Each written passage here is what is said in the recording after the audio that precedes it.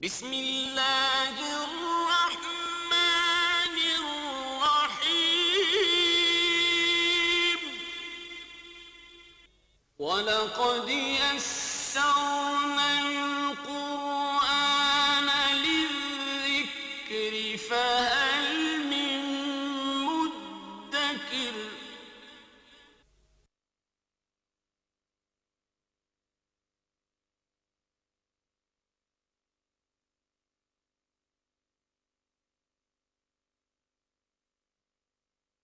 اعوذ باللہ من الشیطان الرجیم بسم اللہ الرحمن الرحیم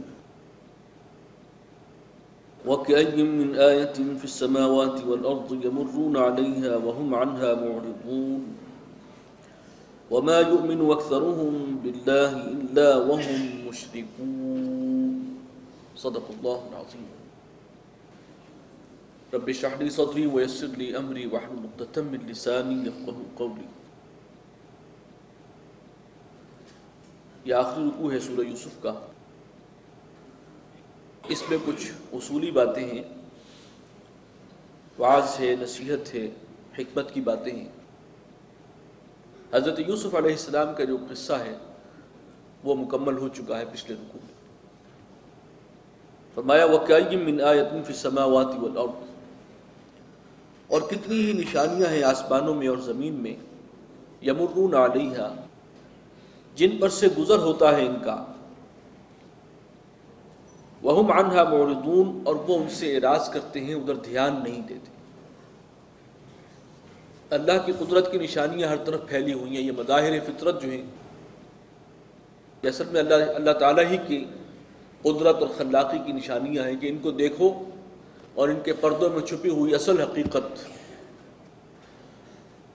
وہ کہ جو ان سب کو چلا رہا ہے، جو اس پورے کائنات کے نظام کو تھامے ہوئے ہیں، یہ چاند ستارے جس نے پیدا کیے ہیں، جس کے تابع، جس کے حکم کے تابع ہیں، اس تک پہنچو، توحید تک رسائی حاصل کرو۔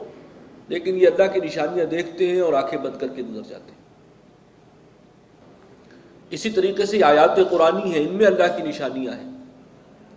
پھر قرآن مجید جس طریقے سے واقعات بیان کرتا ہے، اس میں بہت سبق آموزی ہے، عبرت کے پہلو ہیں، اللہ کی قدرت کی اور اللہ کے اعلیٰ کل شیء قدیر ہونے کے بہت سے ثبوت ہیں، نشانیاں ہیں جو ملتی ہیں۔ اس دور کا سب سے بڑا فتنہ یہی ہے،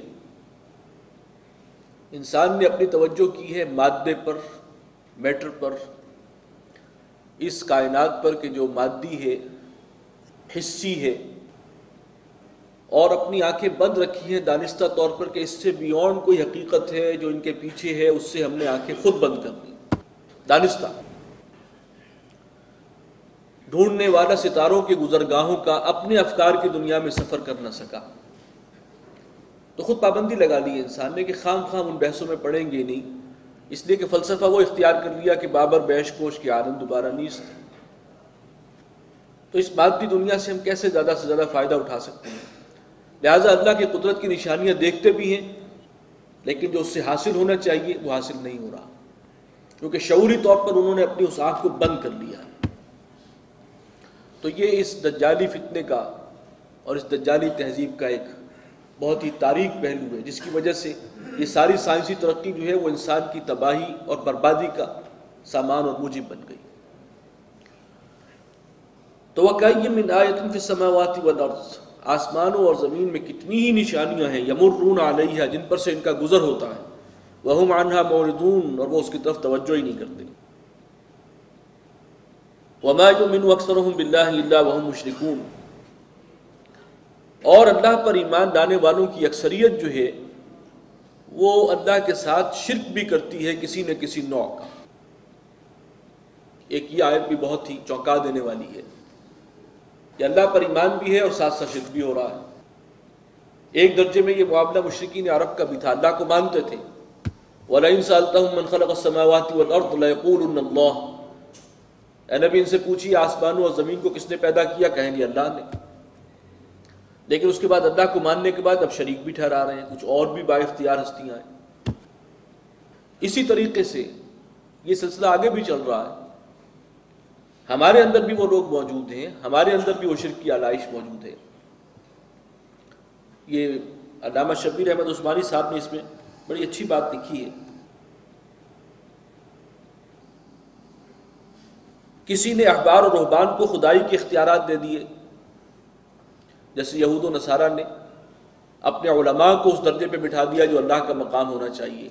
حلال حرام کرنے کا فیصلہ جو ہے وہ اللہ کو ہے، وہ اللہ کی طرف سے کوئی دلیل لاؤ، کوئی آیت لاؤ، تورات اور انجیل میں دکھاؤ کہاں لکھا ہے. یہ نہیں ہے کہ پوپ نے جس کو کہہ دیا حلال ہے وہ حلال ہے، جس کو کہہ دیا حرام ہے وہ حرام ہے. اس کو خدائی اختیارات کہاں سے آ گئے؟ یہ بھی ایک شرک ہے، اللہ کو بھی مان رہے ہیں اور شرک ہے. بہت سے تعزیہ پرستی، قبر پرستی، پیر پرستی کے خس و خاشاک سے توحید کے صاف چشمے کو مقدر کر رہے ہیں. یہ بھی جو ہے یہ جو پرستیاں ہم نے پالی ہوئی ہیں، پیر پرستی، قبر پرستی، جو کہہ دیا پیر صاحب نے، وہ جو شعر ہے بڑا پیارا فارسی کا کہ بمیں سجادہ رنگی کن گرت پیر مغاں گویت. پیر صاحب اگر کہیں، پیر مغاں اگر یہ کہیں کہ اپنے جانماز کو شراب میں ڈبو دو تو ٹھیک ہے، پیر صاحب اس کے حکمت کو جانتے ہیں، تمہیں آنکھیں بند کر کے اس پہ عمل کرنا چاہیے. یعنی خلاف شریعت باتیں بھی جو ہمارے مذہبی رہنما کرتے ہیں اور ہم آنکھیں بند کر کے ان کے پیچھے چلے جائیں کہ انہوں نے چونکہ کہہ دی ہے. یہ آپ پیش کیجئے دلیل قرآن و سنت سے جو آپ بات کہہ رہے ہیں. اللہ پر ایمان کا تقاضا تو یہ ہے، گویا ان کو آپ نے وہ مقام دے دیا ہے کہ جو وہ کہیں آنکھیں بند کر کے ان کی بات مان لی جائے. تو یہ سب چیزیں بھی، اور پھر اس سے آگے بڑھ کر نفس پرستی، ریاکاری کو حضور نے شرک قرار دیا. من صلی یرائی فقد اشرک ومن صام یرائی فقد اشرک ومن تصدق یرائی فقد اشرک. جس نے دکھاوے کے لیے نماز پڑھی اس نے شرک کیا، جس نے دکھانے کے لیے روزہ رکھا اس نے شرک کیا، جس نے دکھانے کے لیے صدقہ و خیرات کیا کہ لوگوں میں میرا ڈھنڈوڑا پچ جائے، شہرت ہو جائے، حاتم طائی کی اولاد ہے. یہ سب شرک کی قسمیں ہیں. ریاکاری بھی شرک ہے. تو آپ سوچئے کہ شرک سے خود کو محفوظ رکھنا پورے طور پر کوئی آسان کام نہیں. تو وما اکثر الناس ولو حرصت بمؤمنین، اور یہاں پر الفاظ یہ ہیں وما یؤمن اکثرهم باللہ الا وهم مشرکون. اللہ پر ایمان لانے والوں کی اکثریت کسی نہ کسی نوع کے شرک کے اندر ملوث ہے. اسی لیے حضرت ابراہیم کے بارے میں بار بار الفاظ آتے ہیں وما کان من المشرکین. وہ شرک کی ہر آلائش سے پاک تھا. تو یہ بہت اہم ہے. ہم یہ نہ سمجھیں کہ بس ہم مسلمان ہیں تو ہمارا اور شرک کا کیا تعلق ہے. جائزہ لینا چاہیے کہیں شرک کی آلودگی کسی اعتبار سے ہمارے عقیدے میں، کہیں عمل میں تو نہیں آ گئی. افامنوا ان تأتیہم غاشیۃ من عذاب اللہ. کیا وہ اس بات سے بے خوف ہو گئے ہیں کہ آ جائے ان کے پاس آفت، اللہ کے عذاب کی کوئی آفت ان پر آ پڑے. او تأتیہم الساعۃ، یا قیامتی آ جائے ان پر بغتۃ اچانک، وہم لا یشعرون، اور انہیں اس کا شعور تک نہ ہو. اللہ کی پکڑ سے نچنت ہیں، بے خوف ہیں. قل هذه سبیلی ادعو الی اللہ علی بصیرۃ انا ومن اتبعنی. اے نبی آپ فرما دیجئے کہ یہ میرا راستہ ہے، یہ توحید کا راستہ، اور میں اسی کی طرف بلاتا ہوں علی وجہ البصیرت. میں خود بھی اس راستے پر چل رہا ہوں بصیرت کے ساتھ، اس کو پوری طرح سمجھ کر، غور کر کے، اس عقل کو استعمال کر کے، اور ایک نتیجے پر پہنچا ہوں. اندھیرے میں ٹامک ٹوئیاں نہیں مار رہا، کوئی اندھی تقلید نہیں کر رہا. انا ومن اتبعنی، میں خود بھی علی وجہ البصیرت اس راستے پر ہوں، اور جو میرے پیروکار ہیں وہ بھی علی وجہ البصیرت اس راستے پر. سبحان اللہ وما انا من المشرکین، اور پاک ہے اللہ اور میں نہیں ہوں شرک کرنے والوں میں سے. دیکھیے یہاں پھر حضور سے کہلوایا جا رہا ہے صلی اللہ علیہ وسلم کہ میں شرک کرنے والوں میں سے نہیں ہوں. وما ارسلنا من قبلک الا رجالا نوحی الیہم من اہل القری، اور نہیں بھیجا ہم نے آپ سے پہلے کسی کو رسول بنا کر مگر وہ سب کے سب رجال تھے، مرد تھے کہ جن کی طرف ہم وحی کرتے رہے ہیں بستی والوں میں سے. افلم یسیروا فی الارض، تو کیا وہ سیر نہیں کرتے، چلتے پھرتے نہیں ہیں زمین میں.